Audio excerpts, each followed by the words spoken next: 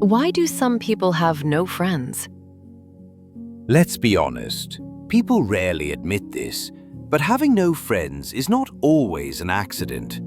Often, it's the result of specific psychological patterns, ways of thinking, behaving, and perceiving the world that make real closeness almost impossible. And this isn't about being an introvert or shy, it goes much deeper. Here's what psychology says about people who end up walking through life alone, even if that's not what they want. First, they overanalyze every social interaction. People without close friends often think too much, especially about other people. They replay conversations again and again, searching for hidden meanings, tones, and hints. Every word feels significant. Every pause feels suspicious. This comes from constant self-monitoring, an inner radar that never stops scanning others' reactions.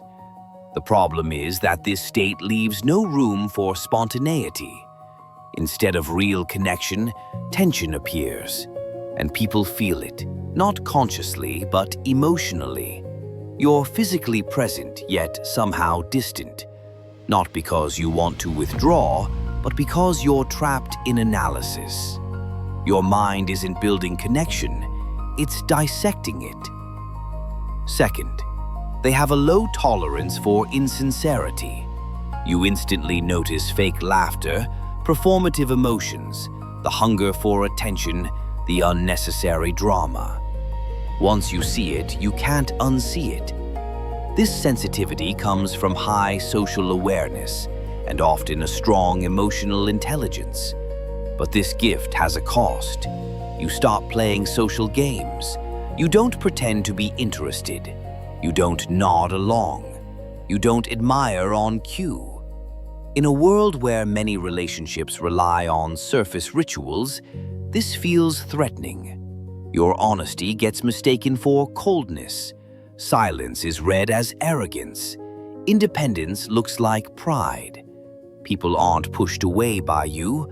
They're uncomfortable because their masks become visible around you. Third, they are too self-sufficient for most social circles. Most friendships are built on small dependencies, shared emotions, mutual reassurance, frequent contact. But you often don't need that. You're used to handling emotions, problems, and decisions on your own. In psychology, this is called emotional autonomy. On the surface, it looks like strength and maturity, but in reality, it can block intimacy. People want to feel needed. When you never ask for help and never show vulnerability, others can't find a way in. Over time, they stop approaching, not because of conflict, but because there's no space. You're not pushing anyone away. You're simply leaving no place where someone can matter. Fourth, they reject group thinking. People who struggle to keep friends often share one dangerous trait: strong individualism. You don't follow trends. You don't repeat the majority. You don't agree just to stay comfortable. This isn't rebellion, it's a cognitive style. In psychology, it's called low conformity. You ask questions where others accept. You think independently. You speak directly. You don't dissolve into the group. This earns respect, but rarely closeness. People bond through similarity, not difference. While others laugh, you reflect. While others agree, you look for meaning. This position protects your integrity, but often leaves you standing apart. Fifth, they struggle with emotional reciprocity. Here's a truth few want to hear.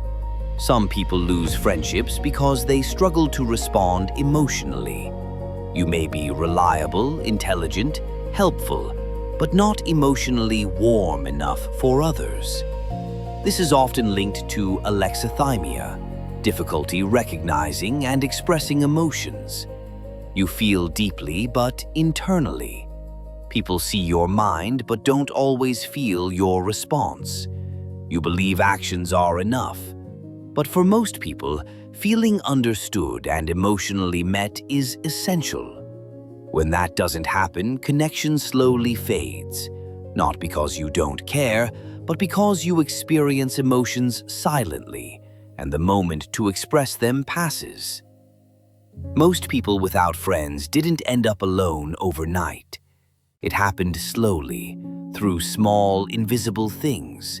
Short replies, restraint, refusal to pretend, quiet inner distance. They became too aware, too precise, too quiet for a world that runs on noise and emotion. But here's the most important part. Having no friends does not mean something is wrong with you. It means authenticity matters more to you than belonging. You can't play a role. You won't simplify yourself to be accepted. And that's why you're often alone. Not because you're misunderstood, but because very few people are willing to meet you at the same depth. You don't need to change. You need to understand yourself. And when you do, the question, "Why do I have no friends?" turns into a realization. Not everyone can handle me.